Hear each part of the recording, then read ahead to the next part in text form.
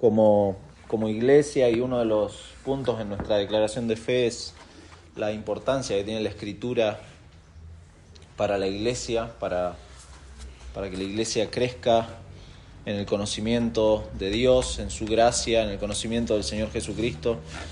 Y es por eso que hacemos estudios en serie. El domingo pasado iniciamos un nuevo estudio en serie que es en el libro de Eclesiastés, que me voy a pedir que vayamos al Antiguo Testamento, al libro de Eclesiastés. Y es por eso que a veces es bueno recorrer un libro entero, porque hay veces que caes en temas que no, si uno tuviera que elegirlos, no los elegiría.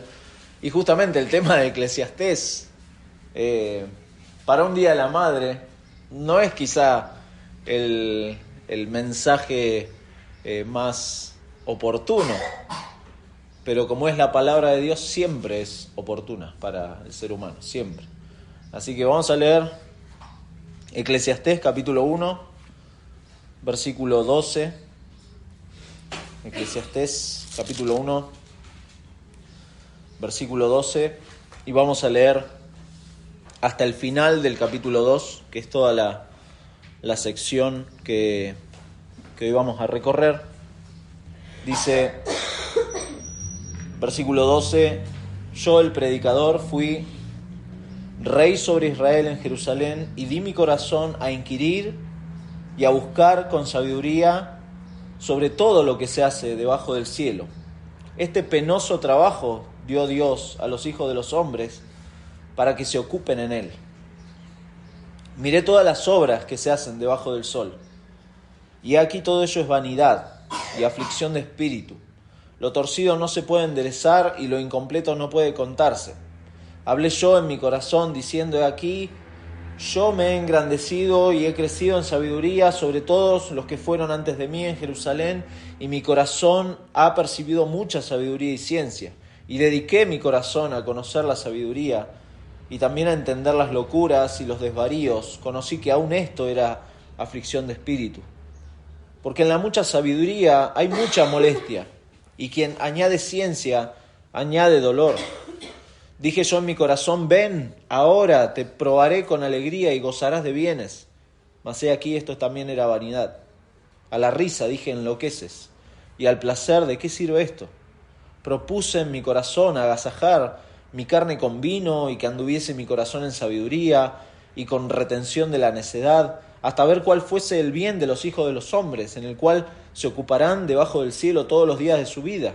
Engrandecí mis obras, edifiqué para mí casas, planté para mí viñas, me hice huertos y jardines, y planté en ellos árboles de todo fruto.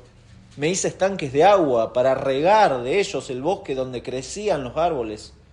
Compré siervos y siervas, y tuve siervos nacidos en casa. También tuve posesión posesión grande de vacas y de ovejas, más que todos los que fueron antes de mí en Jerusalén. Me amontoné también plata y oro y tesoros preciados, de reyes y de provincias. Me hice de cantores y cantoras, de los deleites de los hijos de los hombres, y de toda clase de instrumentos de música. Y fue engrandecido y aumentado más que todos los que fueron antes de mí en Jerusalén. A más de esto, conservé conmigo mi sabiduría. No negué a mis ojos ninguna cosa que desearan, ni aparté mi corazón de placer alguno, porque mi corazón gozó de todo mi trabajo, y esta fue mi parte de toda mi faena. Miré yo luego todas las obras que habían hecho mis manos, y el trabajo que tomé para hacerlas, y aquí todo era vanidad y aflicción de espíritu, y sin provecho debajo del sol. Después volví yo a mirar para ver la sabiduría y los desvaríos y la necedad, porque ¿qué podrá hacer el hombre que venga después del rey? Nada, sino lo que ya ha sido hecho. Y he visto que la sabiduría sobrepasa a la necedad, como la luz a las tinieblas. El sabio tiene sus ojos en su cabeza, mas el necio anda en tinieblas. Pero también entendí yo que un mismo suceso acontecerá al uno como al otro. Entonces dije yo en mi corazón: como sucederá al necio, me sucederá también a mí. ¿Para qué pues he trabajado hasta ahora para hacerme más sabio? Y dije en mi corazón que también esto era vanidad, porque ni del sabio ni del necio habrá memoria para siempre, pues en los días venideros ya todo será olvidado, y también morirá el sabio como el necio. Aborrecí, por tanto, la vida, porque la obra que se hace debajo del sol me era fastidiosa, por cuanto todo es vanidad y aflicción de espíritu. Asimismo aborrecí todo mi trabajo que había hecho debajo del sol, el cual tendré que dejar a otro que vendrá después de mí. Y quién sabe si será sabio o necio el que se enseñoreará de todo mi trabajo en que yo me afané y en que ocupé debajo del sol mi sabiduría. Esto también es vanidad.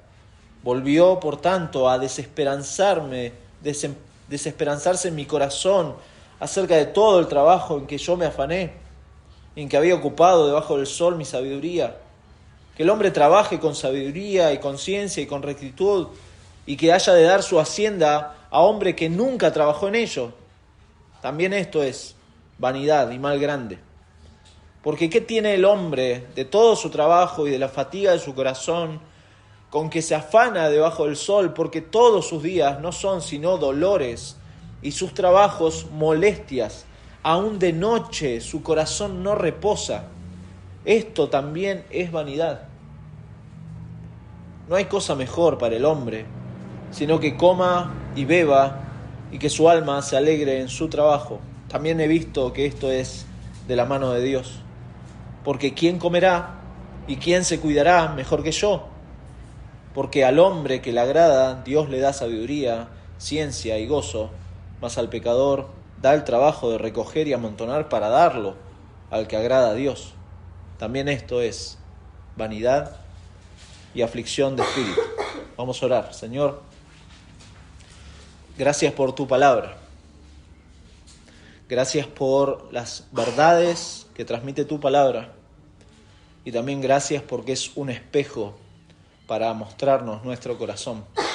Señor, gracias por poder haber comenzado este libro de Eclesiastés, y rogamos que por medio de tu Espíritu tú hables a nuestros corazones, que este libro de sabiduría nos haga reflexionar, pensar acerca de nuestra condición delante de ti, Señor, y esto nos lleve a los que somos tus hijos, Padre, a vivir en el temor tuyo, Señor, y a aquellos que no te conocen, a clamar por el perdón de sus pecados, a correr a la cruz de Cristo, el único lugar donde una persona puede entender realmente el temor tuyo, Señor. Gracias por esta mañana que podemos estar juntos. Ayúdanos en esta hora, te lo pedimos en el nombre de Jesús. Amén y amén. Dice un dramaturgo estadounidense, Tennessee Williams: todos vivimos en una casa en llamas, en sentido figurado, sin departamento de bomberos al cual llamar. No hay salida, solo la ventana de arriba para mirar mientras el fuego quema la casa con nosotros atrapados, encerrados en ella. George Orwell, conocido escritor, escribió 1984, una especie de Gran Hermano de hace tiempo. Y él decía: la mayoría de las personas se divierten bastante en sus vidas, pero en general la vida es sufrimiento, y solo los muy jóvenes o los muy tontos imaginan lo contrario. Bueno, también está la otra vereda, ¿sí? Para no ser tan negativo, está la otra vereda. Cuando uno menciona nombres como Daniel Goleman, Louis Hay, Norman Vincent Peale, Spencer Johnson, Eckhart Tolle, Wayne Dyer, Robert Greene, bueno, quizás no le sea familiar cuando le menciono esos nombres, pero escuche los títulos de estos libros y quizás alguno va a decir: yo escuché de ese libro y escuché acerca de esto. Uno es el primero, Inteligencia Emocional. Louis Hay escribió: usted puede sanar su vida. Vincent Peale escribió: El poder del pensamiento positivo. Spencer Johnson escribió un libro muy conocido y muy vendido, ¿Quién se ha llevado mi queso?, que seguramente lo habrán visto por ahí. Eckhart Tolle escribió El poder de la hora. Wayne Dyer escribió Tus zonas erróneas. Robert Greene, Las 48 leyes del poder.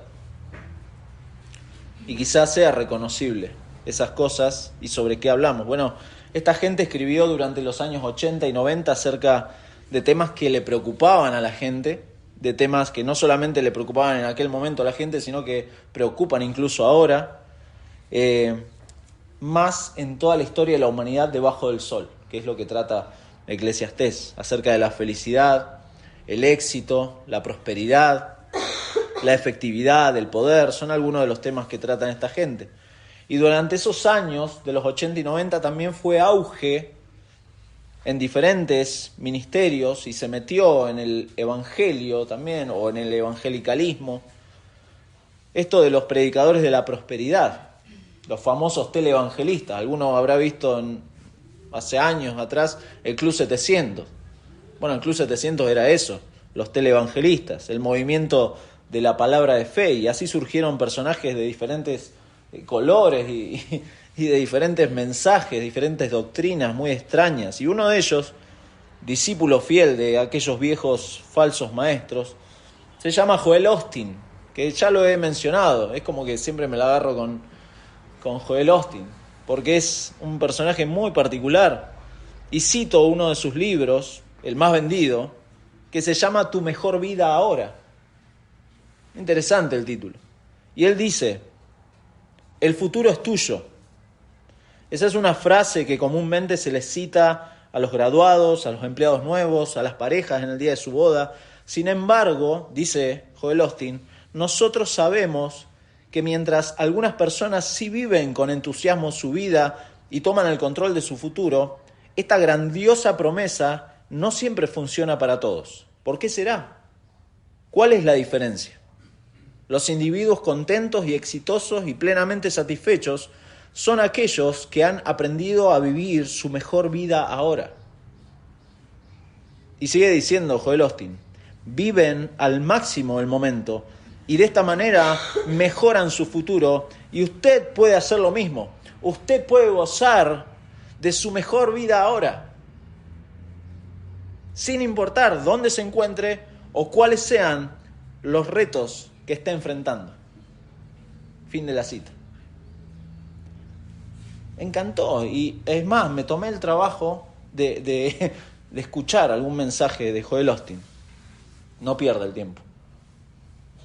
No pierda el tiempo. Y nos tomaría un estudio aparte hablar de estas enseñanzas o pseudo-teologías, pero enseguida uno puede reconocer que han dejado a un lado la autoridad de las Escrituras. Han dejado a un lado lo que Dios dice en su palabra. Les encanta afirmar cuánta idea y cuánta cosa nueva surge, no solamente en el mundo evangélico, sino en el mundo mundano, valga la redundancia.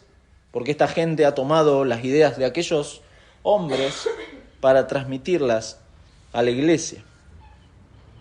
Han olvidado el consejo de Dios y no leen sus Biblias.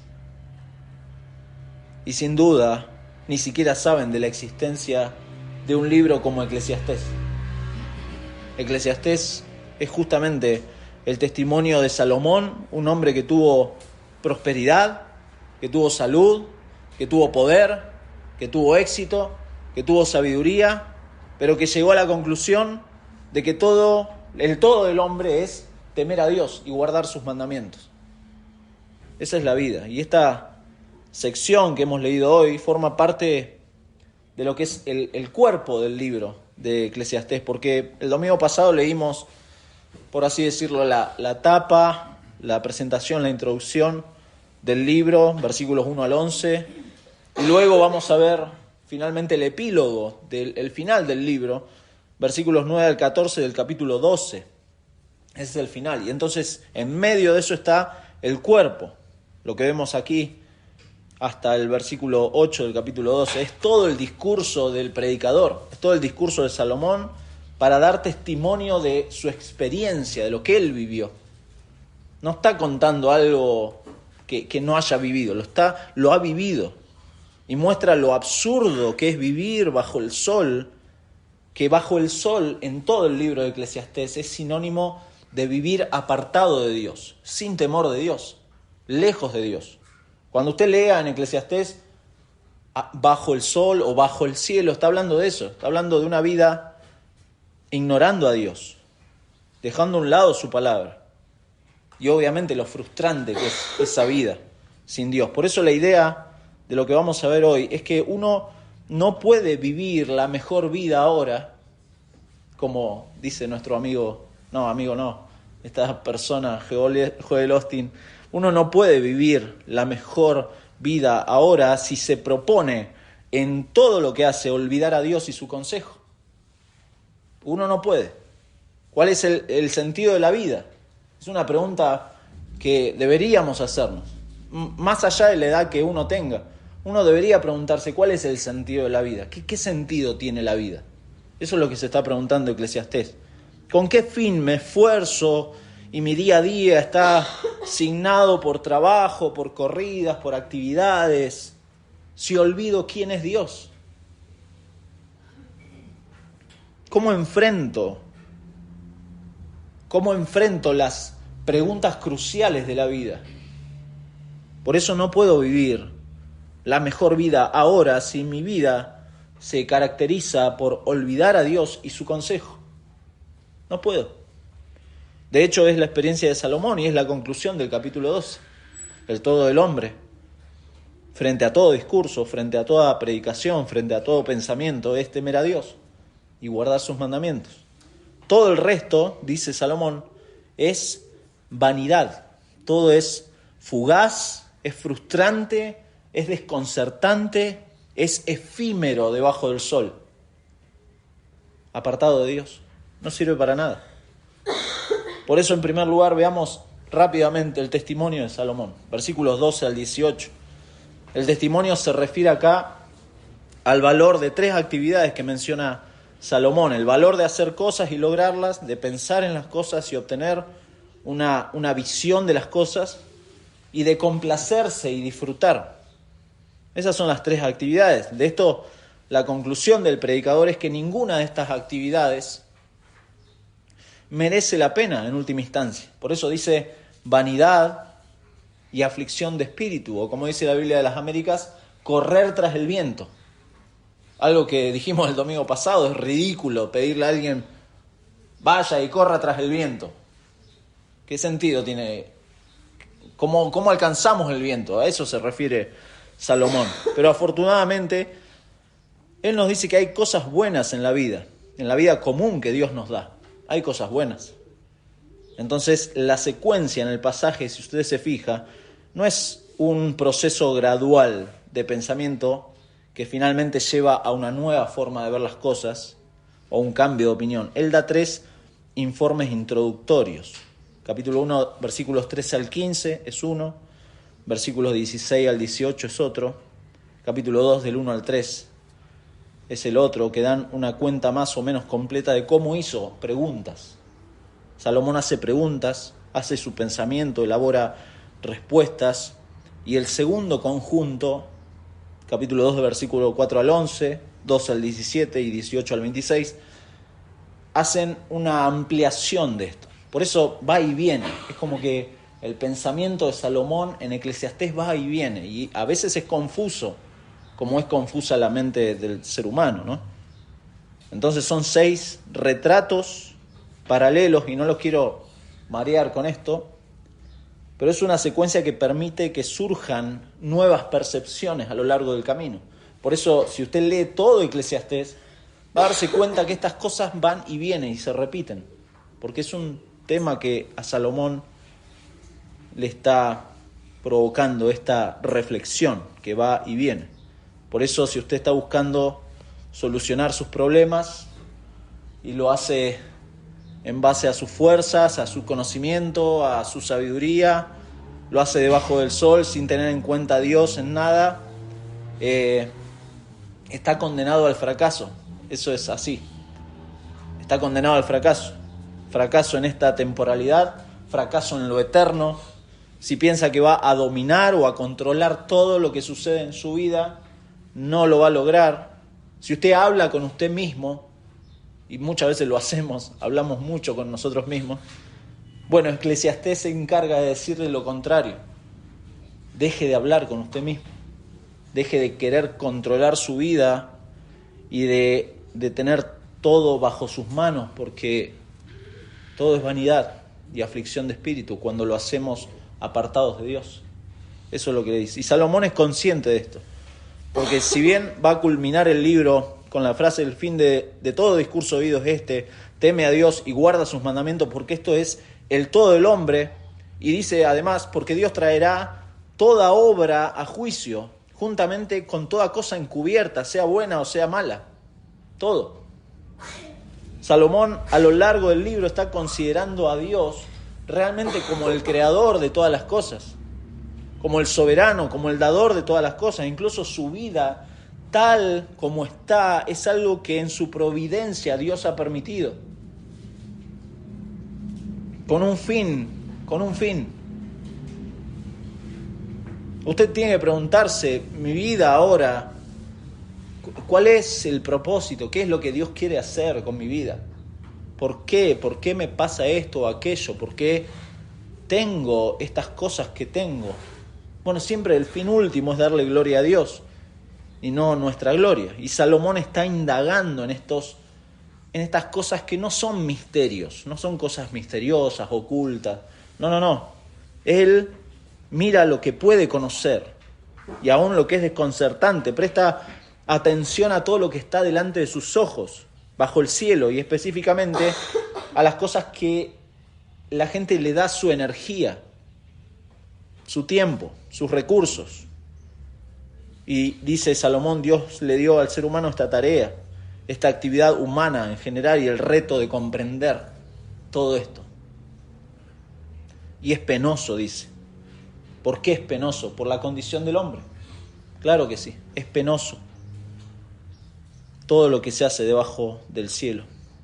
Ya lo hemos dicho desde Génesis 3 en adelante, de todas las cosas que se hacen debajo del sol, obviamente, son cosas que hacemos corriendo tras el viento. Y como dijimos, la idea del pasaje es que uno no puede vivir la mejor vida ahora si se propone en todo lo que hace olvidar a Dios y olvidar el consejo de su palabra. No hay. Como Salomón tenemos que admitir que algo retorcido como la injusticia o una circunstancia adversa o ni siquiera una rama de un árbol podemos enderezarlo. Eso es lo que dice. No podemos ordenar o enderezar lo que está torcido. No podemos, porque no tenemos control. Mi amigo, mi hermano, no tenemos control de nuestra vida. A eso quiere llegar Salomón. De hecho, va a hablar después de la muerte. Nadie tiene control sobre esas cosas. Nadie. Por eso, si falta el sentido en esta actividad humana, entonces es algo que Salomón dice no se puede contar. Por eso la investigación que hace Salomón de su vida es sin fruto. Por más esfuerzo que le pone, es sin fruto, no tiene sentido. Por eso él se entregó a indagar, él dio su corazón, él habló a su corazón, lo consagró a esto. Y su reflexión sobre la base de esa investigación fue siempre la misma: correr tras el viento. Correr tras el viento. Ridículo, infructuoso, sin sentido, frustrante. Más adelante, en capítulo 7, versículo 13, dice Salomón mismo: mira la obra de Dios, porque ¿quién podrá enderezar lo que él torció? En definitiva, Salomón después se va a dar cuenta de que es Dios el que tiene sí el control de las cosas y él puede o torcer o enderezar como él quiera. Pero aquí la mirada está demasiado enfrascada debajo del sol, ¿se da cuenta? Y dialoga Salomón consigo mismo. Como leemos ahí, versículo 17 y 18. Dediqué mi corazón a conocer la sabiduría, a entender las locuras. Conocí que aún esto era aflicción de espíritu, porque en la mucha sabiduría hay mucha molestia. Hay mucha molestia. Así hablaba consigo mismo Salomón, como a los que les gusta El Señor de los Anillos. A mí me gusta. Y hay un personaje que no sé si le ha llamado la atención a usted, que cuando era una persona normal, un hobbit normal, se llamaba Sméagol. Y Sméagol, a raíz de encontrar el anillo del poder, si no la vio la película, véala, y si no, lea los libros. Pero a raíz de eso, él empieza a transformar su vida y llega al punto de que cambia incluso su nombre y ahora es Gollum. Se ha encontrado hablando, este personaje habla mucho consigo mismo. Y hay dos personajes que hablan permanentemente consigo mismo. Y muchas veces nos encontramos así, hablando con nosotros mismos, tratando de solucionar el mundo. ¿Se ha encontrado así? ¿Se ha encontrado en discusiones con usted mismo o con otras personas imaginarias? A veces nos asustamos de personas que decimos, y debe estar medio chapa, debe estar mal de la cabeza. Pero, en serio, nosotros muchas veces estamos mal de la cabeza, hablando con nosotros mismos. Es tremendo. Solucionando el mundo, solucionando la vida de los demás, tratando de solucionar la nuestra. Siempre debajo del sol. Por eso es hermoso la oración, ¿no? Ya dejamos de hablar con nosotros mismos y tenemos que ir a aquel que sí ordena todas las cosas. Todas las cosas. Pero cuando pensamos debajo del sol, claro, es confusa la situación. Y Salomón empieza a hablar de sus obras. Ese es el segundo encabezado. Las obras de Salomón. Versículo 1 al 11 del capítulo 2. Dice, dije yo en mi corazón, de nuevo. Dije yo en mi corazón, ven ahora, te probaré con alegría y gozarás de bienes. Mas he aquí esto era también vanidad.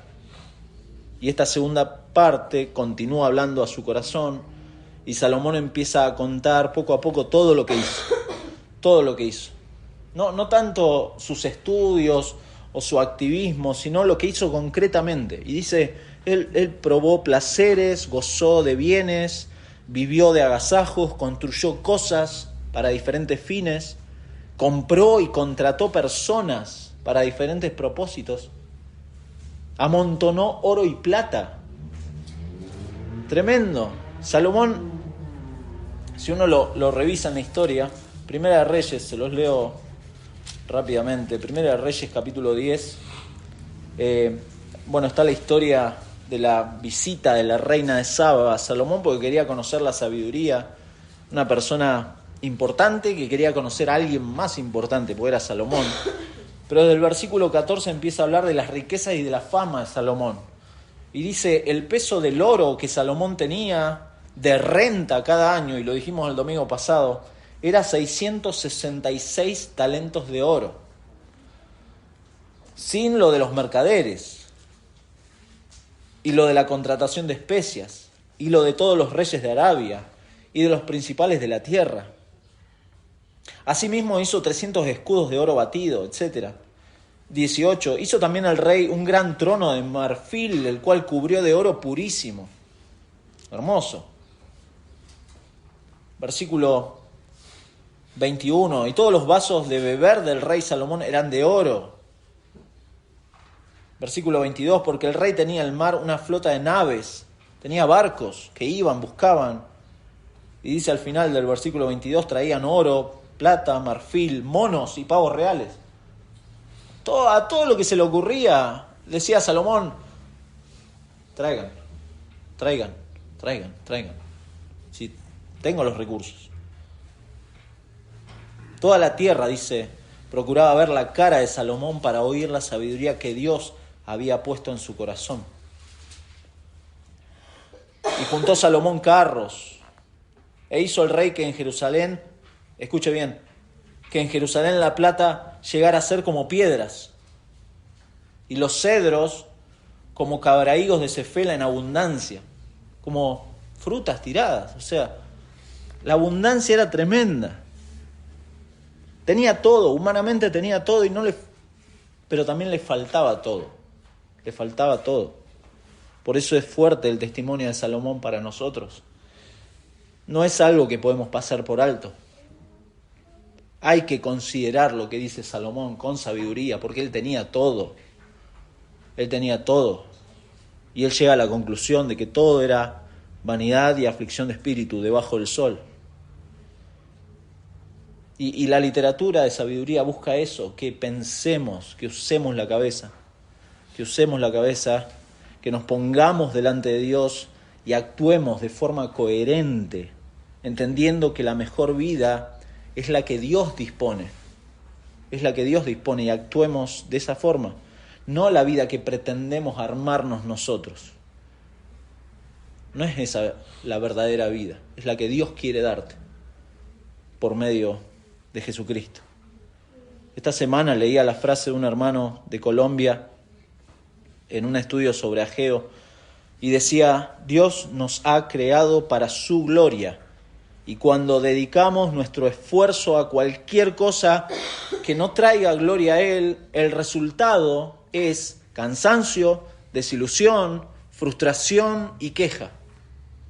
Esa es la reacción nuestra cuando hacemos las cosas para nuestra gloria y no para la gloria de Dios. Eso le pasó a Salomón frente a la experiencia de su vida, eso le pasó. ¿Por qué estamos muchas veces enojados en nuestro trabajo o frustrados por las cosas que pasan? Porque no estamos buscando la gloria de Dios, estamos buscando nuestra gloria, nuestros intereses. Y hablamos con nosotros mismos, ya lo hemos dicho. Una retórica interior de preguntas y respuestas, buscando solucionar todas las cosas, todas las circunstancias, todo, vanidad, correr tras el viento, pensarnos pequeños dioses, porque es esa en definitiva, es una autoidolatría, y ver si lo que experimentamos funciona. Por eso dice, versículo 1, ven ahora, te probaré con alegría. Y esa palabra te probaré es a ver si funciona, si me funciona. Bueno, esta gente que cree y busca su mejor vida ahora, creen que con sus palabras y con su pensamiento positivo y con la fuerza de su fe pueden cambiar todo, pero no podemos hacer nada. No podemos hacer nada. El testimonio de Salomón es fuerte. Lea la Biblia. Salomón tenía esta presunción y realmente se creía grande. Él se creía grande. Escuche lo que le pasó a otro rey, también que se creía grande, en Daniel 4, un rey de Babilonia que vino después. Daniel 4, versículo 29, no lo busques, se lo leo, dice: todo esto vino sobre el rey Nabucodonosor. Al cabo de 12 meses, paseando en el palacio real de Babilonia, habló el rey y dijo, estaba hablando consigo mismo: ¿no es esta la gran Babilonia que yo edifiqué para casa real con la fuerza de mi poder y para gloria de mi majestad? Aún estaba la palabra en la boca del rey cuando vino una voz del cielo: a ti se te dice, rey Nabucodonosor, el reino ha sido quitado de ti, y de entre los hombres te arrojarán, y con las bestias del campo será tu habitación, y como a los bueyes te apacentarán, y 7 tiempos pasarán sobre ti, hasta que reconozcas que el Altísimo tiene el dominio en el reino de los hombres y lo da a quien Él quiere. Después Él alzó los ojos al cielo. Versículo 34, y mi razón me fue devuelta, y bendije al Altísimo, y alabé y glorifiqué al que vive para siempre, cuyo dominio es sempiterno, y su reino por todas las edades. Todos los habitantes de la tierra son considerados como nada, y Él hace según su voluntad. Dios es así. Por eso la mirada debajo del sol, por lo general, no solamente deja al margen a Dios mismo y su palabra, sino que se centra en uno mismo. Y en las brillantes opiniones y en los brillantes consejos que nos damos a nosotros mismos. Tal o cual cosa funciona para vos, perfecto. Qué bueno que funcione para vos. Pero acá Salomón está dándonos un consejo clave. Teman a Dios. Teman a Dios. Acá Salomón no es un dandy, ¿sí? Porque se lo describe acá. No es un dandy que va de fiesta en fiesta. Está hablando de placeres diarios, que posiblemente incluso no sean pecaminosos. Salomón lo que está haciendo es tener un enfoque empírico, observa cómo son las cosas debajo del sol, y fíjense que no menciona a Dios hasta el final del pasaje. Un proverbio conocido, Proverbio 14, 2 y 13, dice: hay camino que al hombre le parece derecho, pero su fin es camino de muerte. Y escuche, aún en la risa tendrá dolor en el corazón, y el término de la alegría es congoja. Bueno, Proverbio lo escribió Salomón también. Y hay como un suspenso, ese es lo que quiere generar Salomón, suspenso en todo esto. ¿Cómo se relaciona Dios en todo esto? Por eso, versículo 4 al 10, Salomón de nuevo se centra en sus obras. En sus obras, y es llamativo que entre sus obras no menciona el templo. Salomón estaba encargado de construir el templo y no lo menciona. El lugar que Dios mismo le mandó a construir no lo menciona. ¿Por qué? Porque Salomón acá se presenta él como Dios mismo, construyendo cosas, haciendo cosas, pero solo hace cosas para sí mismo. Fíjense que muchas veces dice ahí: para mí, mí. Si lo marca en su Biblia, va a encontrar no sé cuántas veces estas cosas inútiles que hace para él mismo Salomón. Son todas cosas que, en lugar de glorificar a Dios, como dijimos, para este hombre significaron un medio para autopromocionarse, para tener aires de grandeza, para pensar que era una gran cosa, usando incluso a las personas como medios para este fin y clavando de nuevo su mirada bajo el sol. Cuando hacemos eso, nos enfrentamos a lo que, fíjense, dice Santiago en el Nuevo Testamento. Santiago, capítulo 3, versículo 13, dice: ¿quién es sabio y entendido entre vosotros? Muestre por la buena conducta sus obras en sabia mansedumbre. Pero si tenéis celos amargos y contención en vuestro corazón, no os jactéis ni mintáis contra la verdad, porque esta sabiduría no es la que desciende de lo alto, sino terrenal, animal, diabólica, porque donde hay celos y contención, allí hay perturbación y toda obra perversa. Pero la sabiduría que es de lo alto es primeramente pura, después pacífica, amable, benigna, llena de misericordia y de buenos frutos, sin incertidumbre ni hipocresía. Esto es algo que no tenía Salomón, sin duda. Algo que estaba ausente, y finalmente en el versículo 11 vuelve a reflexionar Salomón en todo lo que ha hecho. Miré luego yo todas las obras que habían hecho mis manos y el trabajo que tomé para hacerlas, y he aquí, de nuevo, todo era vanidad. Es una reflexión activa que puede ser muy sana, puede ayudar mucho, pero también puede hacernos ver verdades incómodas para nuestra carne. Necesitamos reflexionar, eso es lo que está diciendo Eclesiastés, pensar activamente, y esto nos puede llevar a ver verdades incómodas en nuestra vida y que dan evidencia de lo hueco que es todo lo que estamos haciendo cuando lo hacemos separados de Dios. Y ese es el fin de los libros de sabiduría, que pensemos, que consideremos nuestra vida, que intencionalmente indaguemos de Dios, de cómo está nuestro corazón. ¿Se pregunta cómo está su corazón? ¿Cuál es el fin de todo lo que usted vive? ¿Se pregunta eso delante de Dios? Hágalo, es un buen ejercicio. Salga a caminar y piense y pregúntele a Dios cuál es el fin de mi vida. ¿Por qué? ¿Por qué vivo lo que vivo? ¿Por qué enviaste a tu hijo a morir? ¿Para qué? ¿Para que ahora qué? ¿Siga enfrascado debajo del sol? Y esto lo lleva a Salomón a pensar frente a la muerte también. Fíjense, versículos 12 al 23. Empieza a pensar y no hace una crítica al ejercicio de poder que tenía Salomón,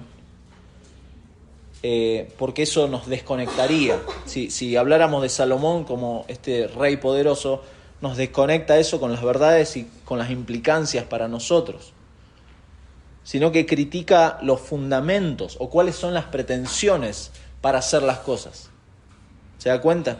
Por eso nos confronta con este vacío, con dos vacíos: el vacío de la herencia y el vacío de la muerte que presenta, y hace un ida y vuelta con esto. Comienza el versículo 12 hablando de quiénes vendrán después del rey, los herederos, sin saber si serán sabios o necios, sin saber cómo se van a manejar, pero también es algo que no puede Salomón controlar ni dirigir. Es muy triste lo que está diciendo.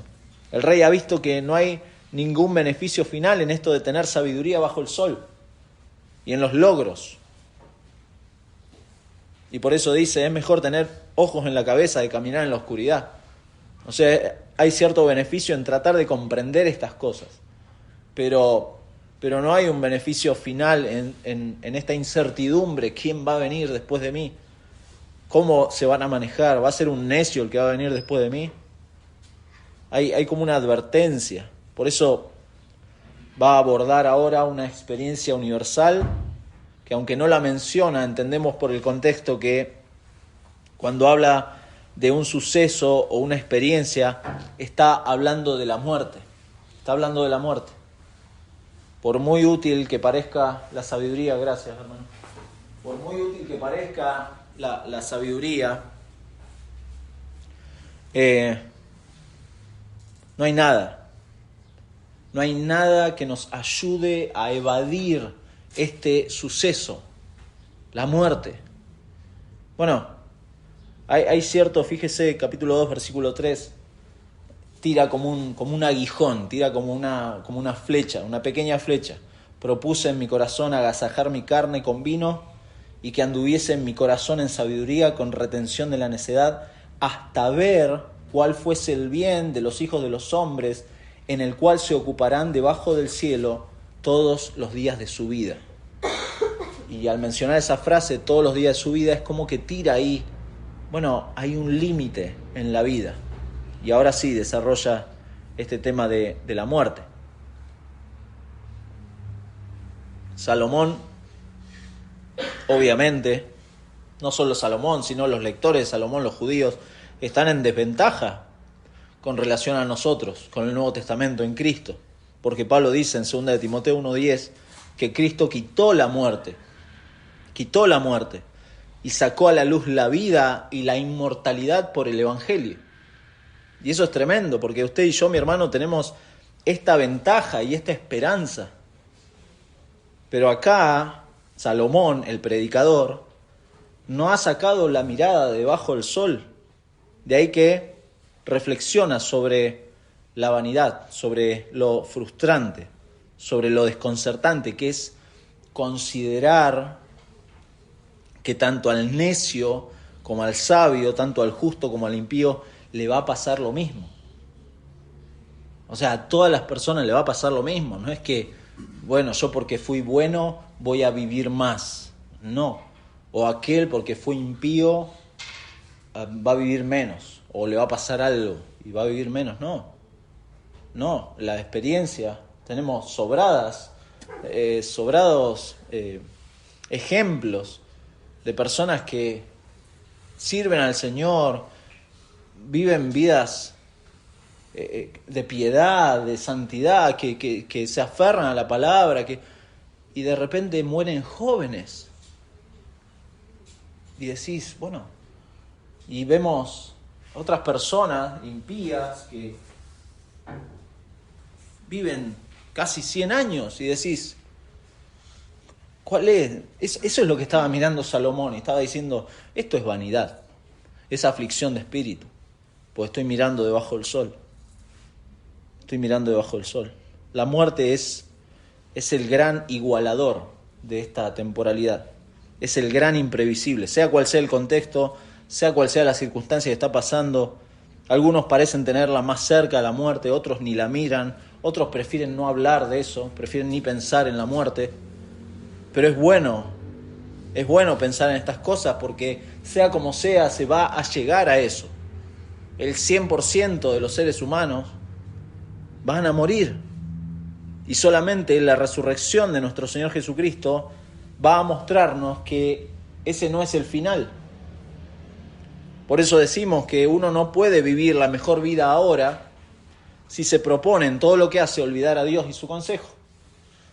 Entonces la sombra de la muerte para nuestra vida va a relativizar toda distinción, va a igualar a todos, no va a haber diferencia entre personas. Eso es lo que está diciendo y está reflexionando Salomón y lo lleva a esta conclusión dolorosa, versículo 17, aborrecí por tanto la vida.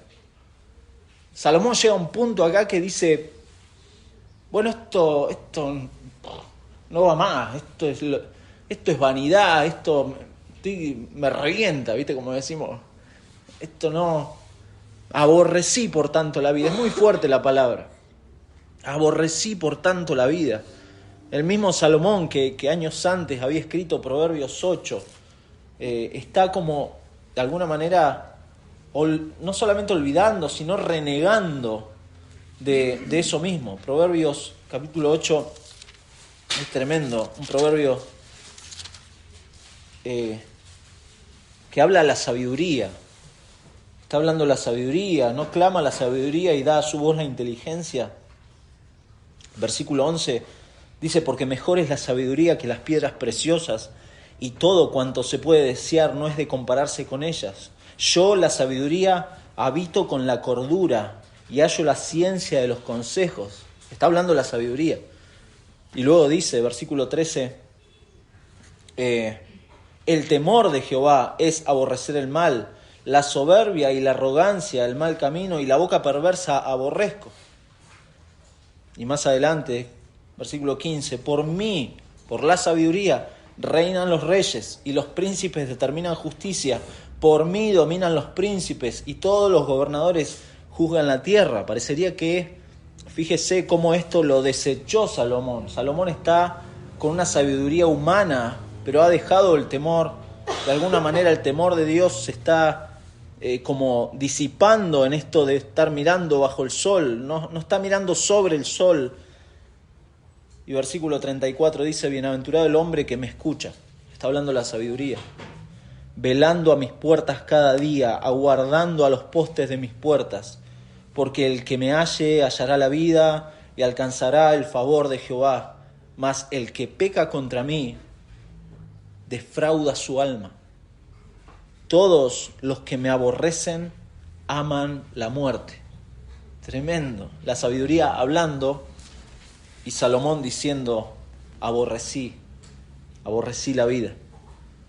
Aborrecí la vida. Algo que se extiende no solo a la vida, si se fijan, sino también al trabajo y todo lo que ha hecho desde el versículo 4 al 11. Y de nuevo retoma la idea esta que dejó en el versículo 12 sobre los herederos. Por eso dice versículo 18, aborrecí todo mi trabajo, el cual tendré que dejar a otro que vendrá después de mí.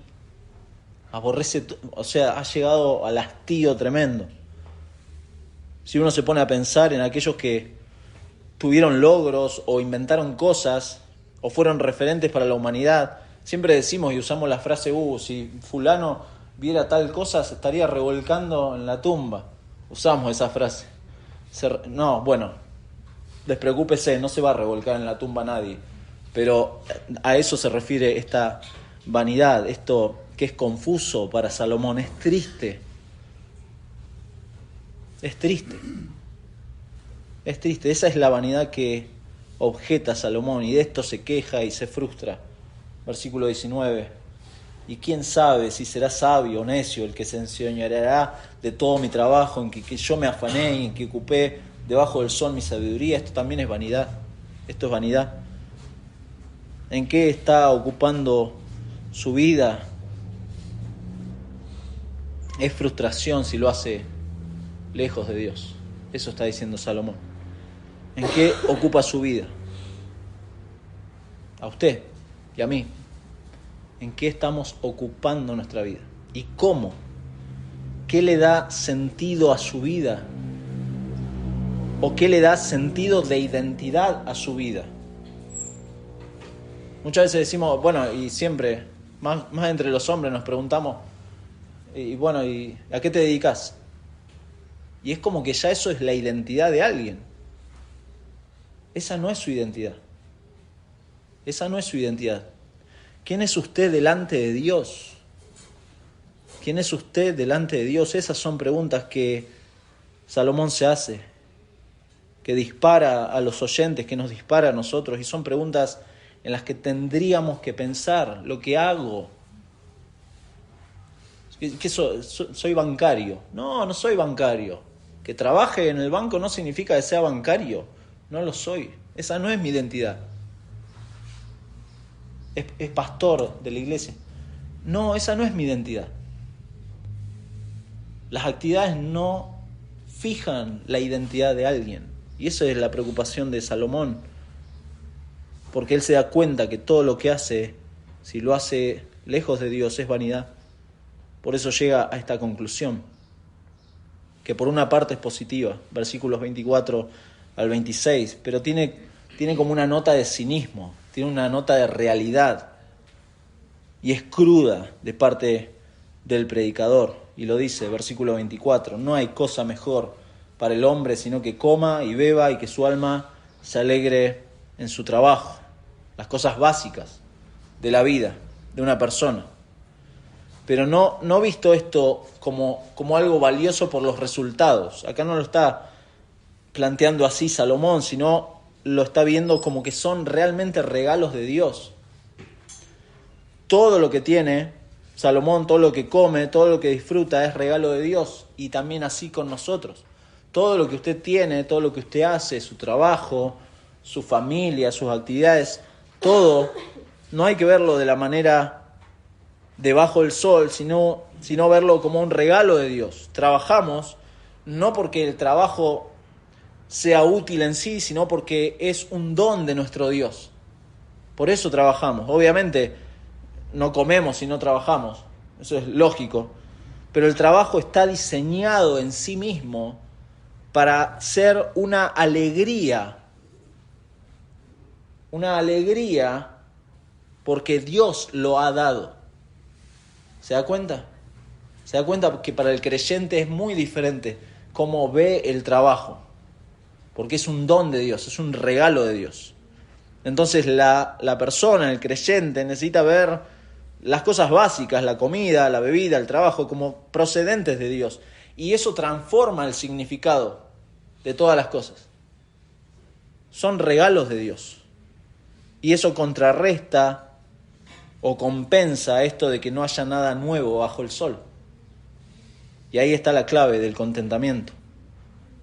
La clave del contentamiento, ver las cosas ahora como regalo de Dios. Todo lo que usted tiene es un regalo de Dios. Por eso decíamos al principio, tiene a su mamá con usted, eso es un regalo de Dios. No tiene a su mamá, tiene una familia, también eso es un regalo de Dios. Todo lo que usted tiene es un regalo de Dios y tiene que verlo así, no pensar tanto en cómo conseguir lo que uno hace, sino que el punto del predicador es que Dios es la fuente de todo, de todas las experiencias humanas, de todo el disfrute, de todo el sufrimiento, de lo bueno, de lo malo. Dios es el que permite en su providencia. ¿Se da cuenta que está hablando de un Dios creador y soberano? Por eso empieza esta parte y termina con Dios. Versículo 26.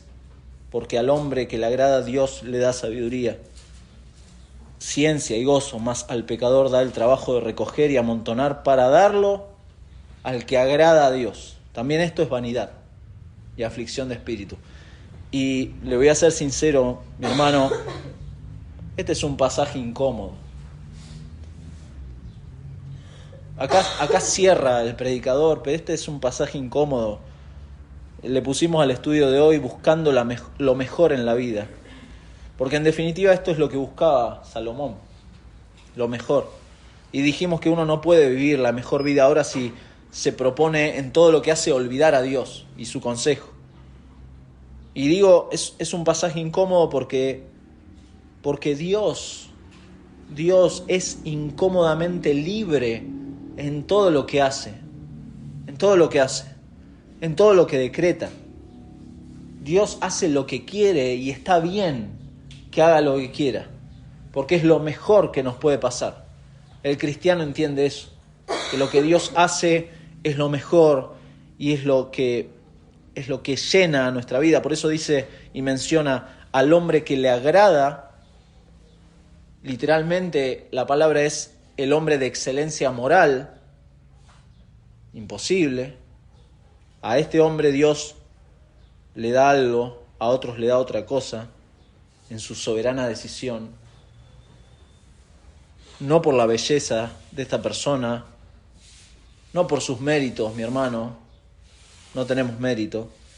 Eso nos habla de que no tenemos mérito en nada. Dios hace lo que quiere. Dios controla todo. Dios decide todo. Todo está en sus manos. ¿Se da cuenta? Nadie puede, como cantábamos en esa canción, Contempla a Dios, nadie puede objetar a Dios. ¿Quién es sabio delante de Dios? ¿Y quién puede decirle nada a Dios? Dios hace lo que quiere. No podemos controlar, nosotros no podemos controlar cómo funcionan las cosas. Pensamos que siendo buenos o pensando, bueno, Dios va a hacer las cosas, si yo hago esto y me porto bien, entonces Dios va a hacer esto. Y no es así. No es así. Dios hace lo que quiere porque Él es soberano y no podemos controlar. No podemos controlar absolutamente nada de eso. Por eso Salomón va a decir, capítulo 7, versículo 13, mira la obra de Dios, porque ¿quién podrá enderezar lo que Él torció? En el día del bien, goza del bien, y en el día de la adversidad, considera. Dios hizo tanto lo uno como lo otro, a fin de que el hombre nada halle después de él. Todo esto he visto en los días de mi vanidad. Justo hay que perece por su justicia, y hay impío que por su maldad alarga sus días. No seas demasiado justo, ni seas demasiado sabio en exceso. ¿Por qué habrás de destruirte? No hagas mucho mal, ni seas insensato. ¿Por qué habrás de morir antes de tu tiempo? Bueno es que tomes esto y también de aquello no apartes tu mano, porque aquel que a Dios teme saldrá bien en todo. De nuevo, el temor de Dios. Dios hace lo que quiere. El punto al que vuelve una y otra vez Salomón, y que va a cerrar Eclesiastés, es este temor a Dios, porque esta mirada bajo el sol, en definitiva, lo que hace es distorsionar el carácter de Dios. Estar enfocado bajo el sol es olvidarnos de Dios, es distorsionar su carácter en nuestras mentes, es distorsionarlo en nuestros corazones, y en definitiva es eso lo que Dios solamente puede restaurar por medio de Cristo.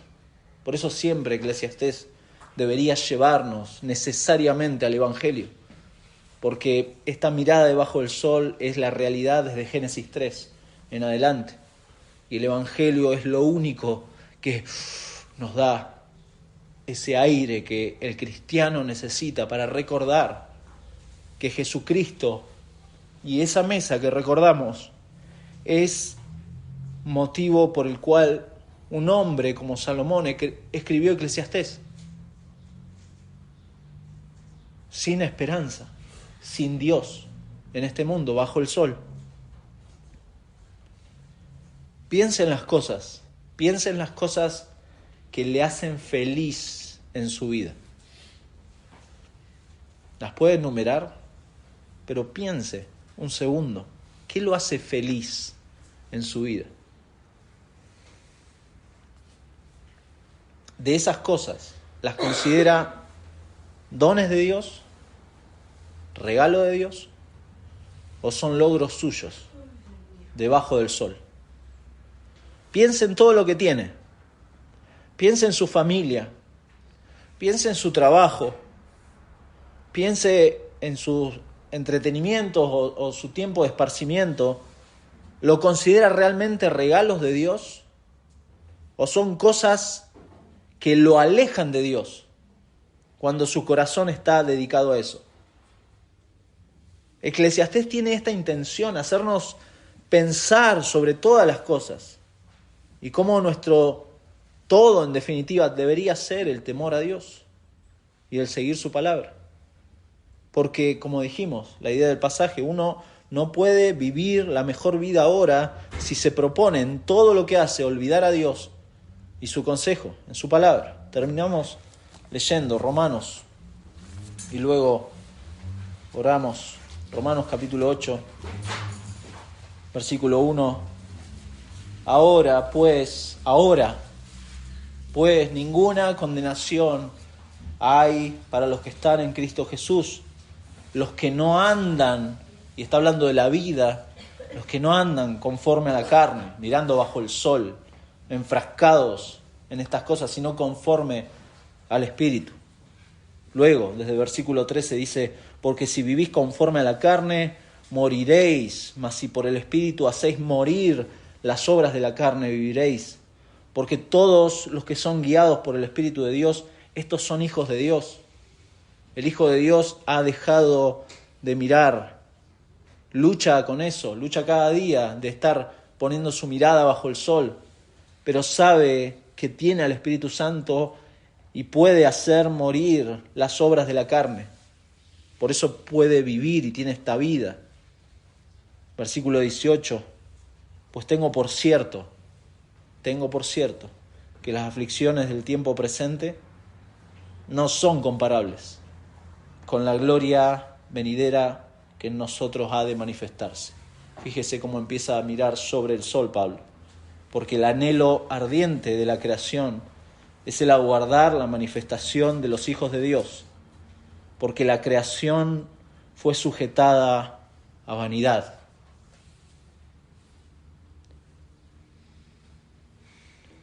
Toda la creación fue sujetada a esta vanidad. No por su propia voluntad, sino por causa del que la sujetó en esperanza. Porque también la creación misma será libertada de la esclavitud de corrupción, de esta vanidad, a la libertad gloriosa de los hijos de Dios. Porque sabemos que toda la creación gime a una y aún está con dolores de parto hasta ahora, y no solo ella, sino que también nosotros mismos, que tenemos las primicias del Espíritu, nosotros también gemimos dentro de nosotros mismos, esperando la adopción, la redención de nuestro cuerpo. La redención de nuestro cuerpo. Versículo 28. Y sabemos que a los que aman a Dios, todas las cosas les ayudan a bien. Esto es, a los que conforme a su propósito son llamados. Porque a los que antes conoció también los predestinó para que fuesen hechos conforme a la imagen de su Hijo, para que Él sea el primogénito entre muchos hermanos. Y a los que predestinó, a estos también llamó, y a los que llamó, a estos también justificó, y a los que justificó, a estos también glorificó. ¿Qué pues diremos a estos? Si Dios es por nosotros, ¿quién contra nosotros?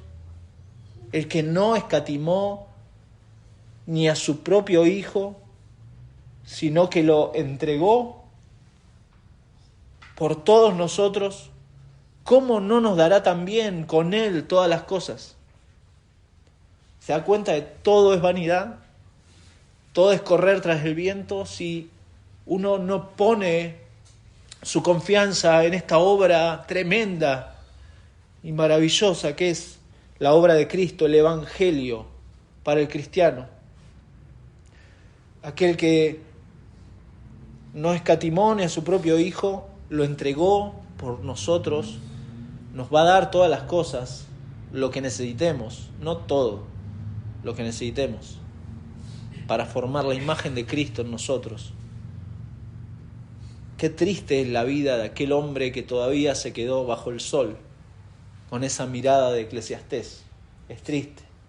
Qué gloriosa es nuestra realidad a la luz del Evangelio. Por eso es necesario que haya un libro como Eclesiastés, para hacernos pensar y para que vayamos corriendo al Evangelio todos los días. Todos los días necesito volver a la cruz de Cristo y volver a recordar estas gloriosas verdades que hoy vamos a celebrar. Vamos a orar. Señor, gracias por tu palabra, gracias por este libro de Eclesiastés que reenfoca la realidad de nuestra vida. Realmente es un golpe de realidad que necesitamos. Señor, guarda nuestros corazones y nuestra mirada de estar enfocados en estas cosas como debajo del sol. Padre, tú nos has dado tu Espíritu Santo a quienes somos tus hijos, para que ahora ya no vivamos para nosotros mismos, sino para aquel que murió y resucitó por nosotros. Anhelamos que nos sigas formando la imagen de Cristo, Señor. Es lo que queremos en tu iglesia, que sea santificada. Pero Padre, en aquellos corazones que aún no te conocen, abre sus ojos, eleva su mirada a las cosas sobre el sol. Señor, que la vanidad y la aflicción de su espíritu se vea derribada por estas verdades gloriosas del Evangelio. Te lo pedimos, Señor, en el nombre de Jesús. Amén. Amén.